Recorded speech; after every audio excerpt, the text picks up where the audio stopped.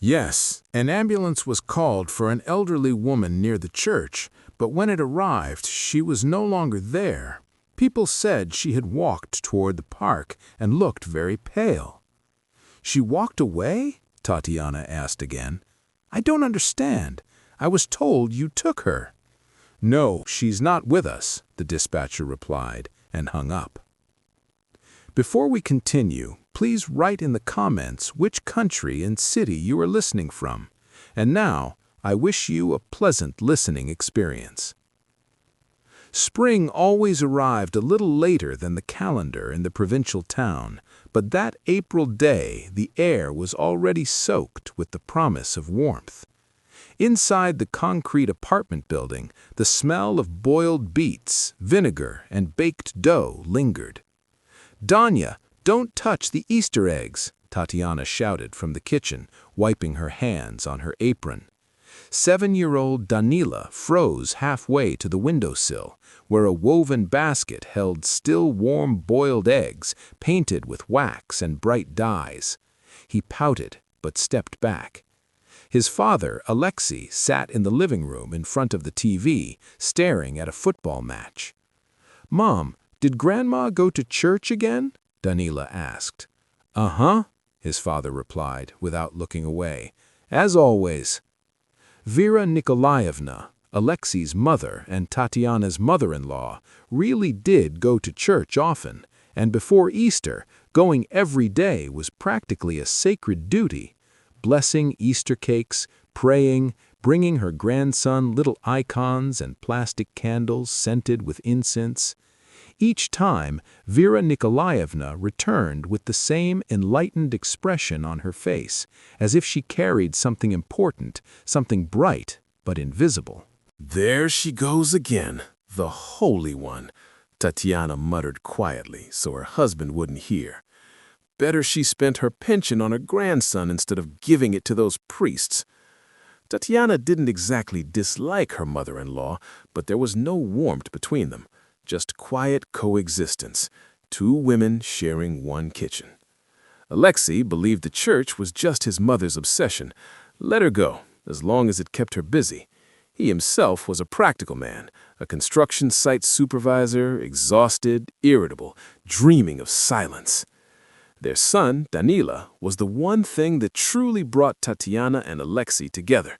A bright, lively boy with constantly scraped knees and endless questions. And on that day, right before Easter, on Holy Saturday, Vera Nikolaevna returned from the evening service with a basket of Easter cakes in her hands. She took off her coat in the hallway, hung it neatly, walked into the kitchen, and sat down on a stool. Tanya, are you going to bless the eggs? She nodded toward the basket on the windowsill. No, we don't have time, and why would we? How could you not? Vera Nikolaevna replied. It's Easter. Blessing. Light. Mom, Alexei intervened from the other room, we know we're not really into that. I know, Alosha, she said softly, but it's tradition, at least for Danila. Don't bring Danila into this, Tatiana snapped.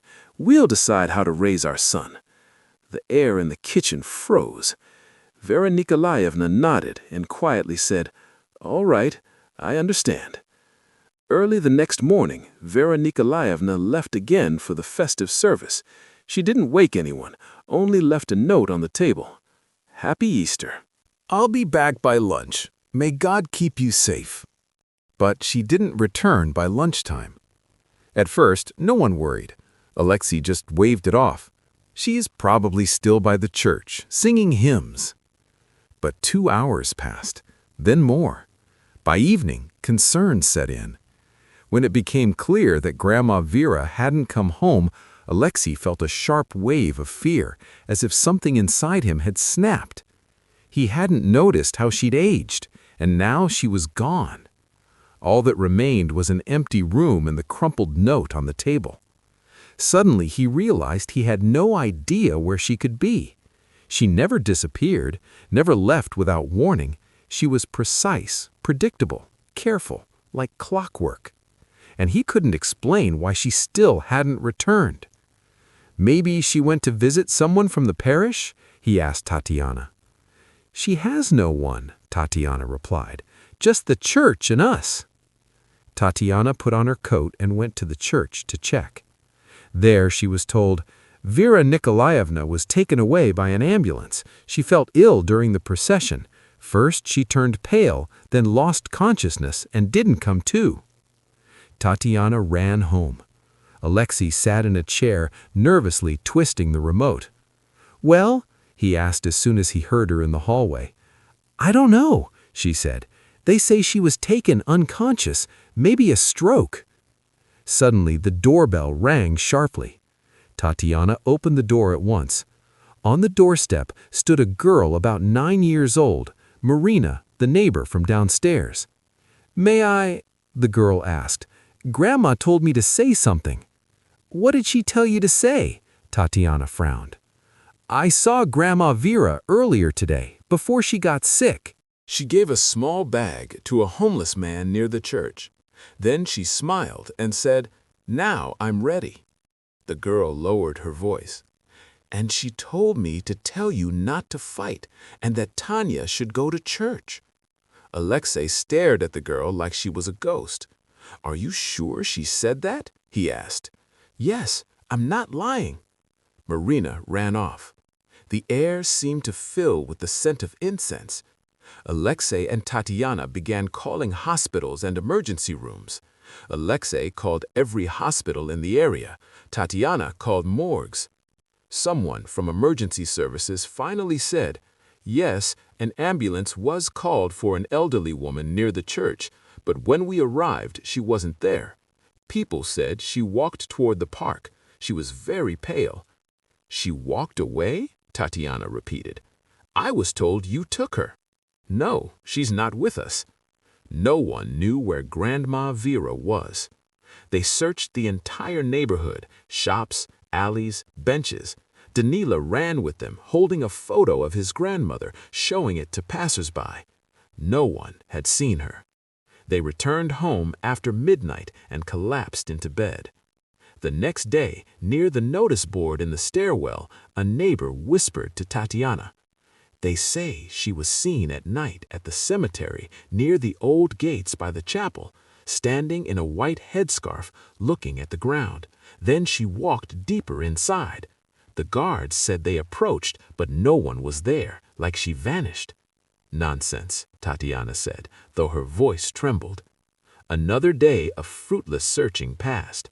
They called hospitals and morgues again, went to the police, filed a missing person report. Grandma Vera had vanished without a trace. That night, Tatiana couldn't sleep.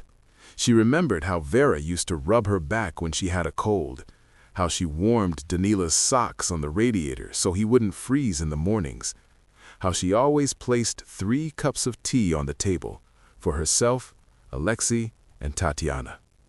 Vera never asked for anything. She just lived quietly nearby, unnoticed, but always caring. Alexei tossed and turned all night. In the morning, nervous and wearing a wrinkled shirt, he approached Tatiana in the kitchen. "This will sound stupid, but I saw my mom." Tatiana froze. "I had a strange dream. She was standing in our kitchen, silent, in a headscarf, completely wet, just looking at me. She didn't say anything. I tried to speak, but I couldn't, and then she whispered, 'Don't be late, my son.'" He woke up drenched in sweat. Tatiana slowly put the spoon down. "That's it," she whispered. "I'm going to church right now. Where are the eggs?" She found them on the windowsill. "I feel that something will happen if we don't listen to her." Alexei nodded, without argument. In his eyes appeared something childlike, fear or faith. Tatiana took the basket and went out. She walked fast, as if trying to catch a departing train. The church smelled of incense, wet earth, and wax. There were many people. Tatiana felt awkward, out of place. The priest's chanting voice filled the space, blessing everyone, and something inside her broke open. Standing among strangers with a candle in her hand, she suddenly understood. She wants faith to return, not because it's right, but because without it, it's empty. Because she misses us. Because Danila loves her so much. And because I love her too. When Tatiana left the church, her phone vibrated.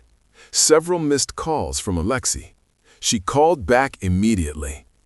Tanya, they found her. Found her? How? Where? At the district hospital. Someone called an ambulance yesterday when they saw her collapse on the street. She's alive, conscious. Tatiana closed her eyes. I'm coming, she whispered. That evening, they ate Easter cake together and silently watched a burning candle. The blessed eggs stood on the table. Mom, will Grandma come home? Danila asked. She will, Tatiana whispered. She definitely will. They visited Vera Nikolaevna in the hospital on the 4th day after her disappearance. She was weak, aged, but smiling.